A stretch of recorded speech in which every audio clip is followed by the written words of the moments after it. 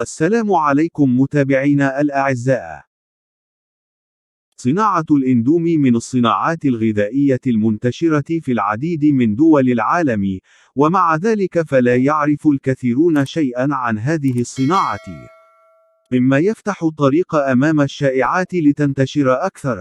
والمثير للدهشة أنه على الرغم من كل المعلومات الخاطئة عن الإندومي، إلا أن شعبيته ما زالت مرتفعة وتتزايد، ويحبه الكبار والصغار. فيعد الإندومي وجبة سريعة تحضر في أقل من 5 دقائق، وتختلف نكهاته ليلائم كل الأذواق، وسعره مناسب للجميع، كما تختلف طرق تناوله، ويوجد العديد من الوصفات التي يدخل فيها.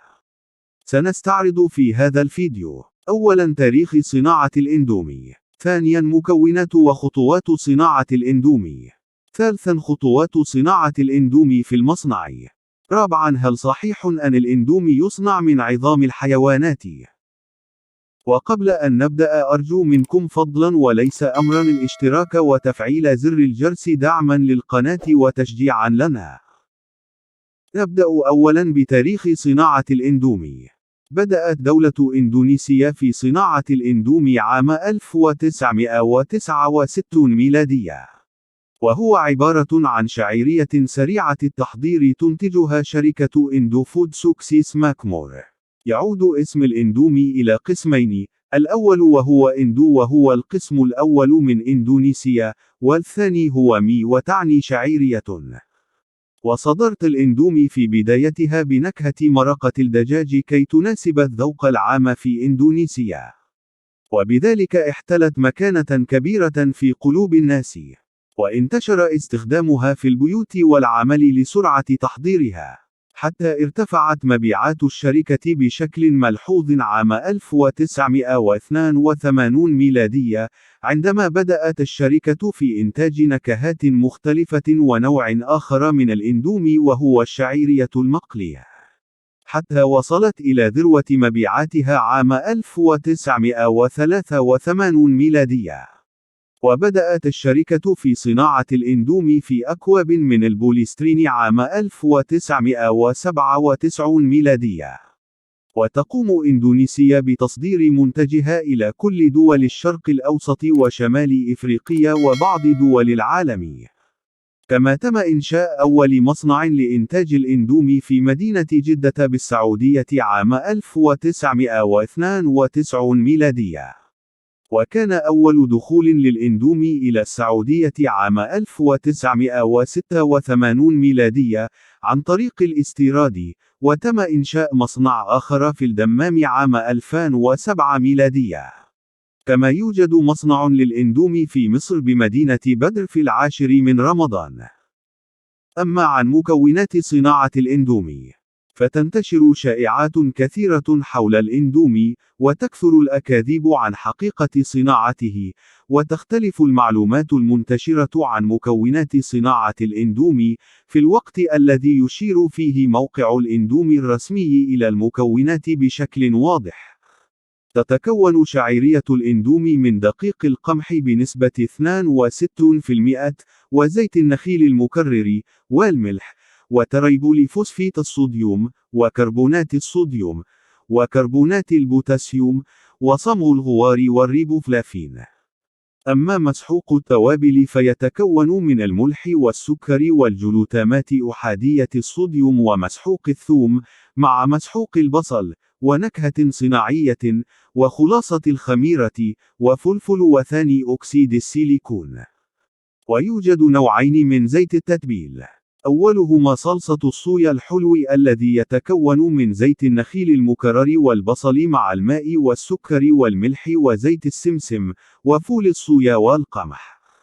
والثاني صلصة الفلفل الحار المكونة من الفلفل الحار والسكر والماء والملح ونشا تابيوكا، مع حمض الستريك والخوليك، والمواد الحافظة وحمض البنزويك. سنذهب في جولة داخل مصنع الإندومي لنشاهد كيف يتم صناعة الإندومي ومراحل التصنيع. على الرغم من اعتبار الإندومي وجبة سريعة التحضير، إلا أن صناعتها ليست بسرعة تحضيرها، حيث تتم صناعة الإندومي في 10 خطوات كالتالي. أولاً يتم اختيار القمح. ومن المعروف أن الأطعمة التي يدخل في صناعتها الدقيق تعتمد جودتها ومذاقها على جودة الدقيق.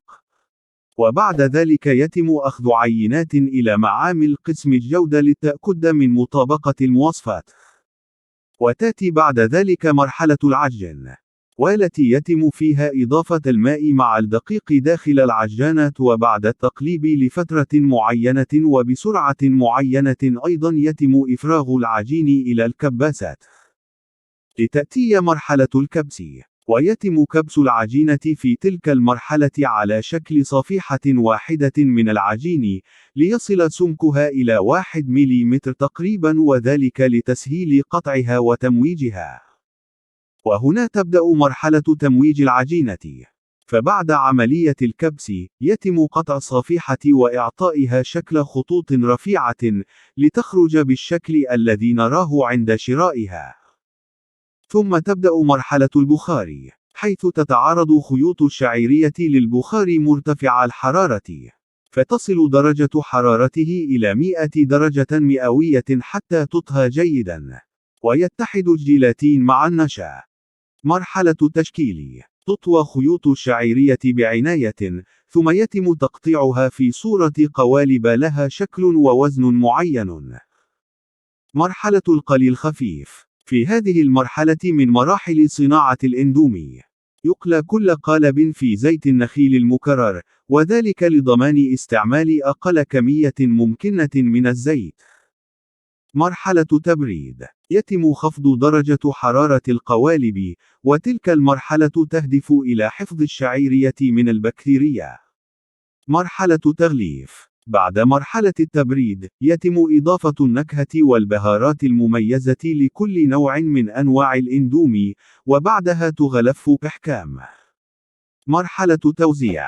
تعبأ أكياس الإندومي في صناديق محكمة، وبعد ذلك يتم إرسالها إلى البلاد المختلفة، وتعبر البحار، لتصل إلى أكبر وأصغر المحلات في كل مكان. هل صحيح أن الإندومي يصنع من عظام الحيوانات؟ تنتشر الشائعات حول الإندومي كما ينتشر الإندومي نفسه. فبالتأكيد سبق وسمعنا جميعا عن أخطار الإندومي، وأنه يسبب السرطان أو تلف خلايا المخ أو التسمم. ومن أغرب الشائعات المنتشرة أن الإندومي مصنوع من عظام الحيوانات. فيقول البعض أنه يتم طحن العظام معا ووضع النكهات ومكسبات الطعم لينتج الإندومي، وهو بالطبع أمر خاطئ. وقد أوضحنا مكونات وخطوات صناعة الإندومي.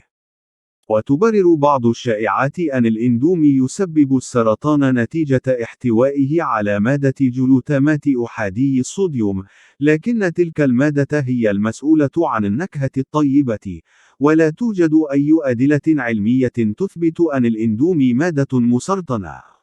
وقد تسبب تلك المادة الحساسية لدى بعض الناس، لكن ذلك بالطبع لا يعني إصابتهم بالسرطان.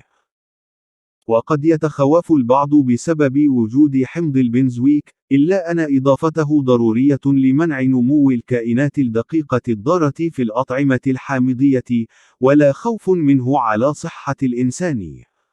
ويحتوي زيت النخيل المكرر المستخدم في صناعة الإندومي على مادة TBHQ، وهو أحد مضادات الأكسدة، ويستخدم من أجل الحفاظ على الزيوت من التزنخ، ويتم اشتقاقه من البترول.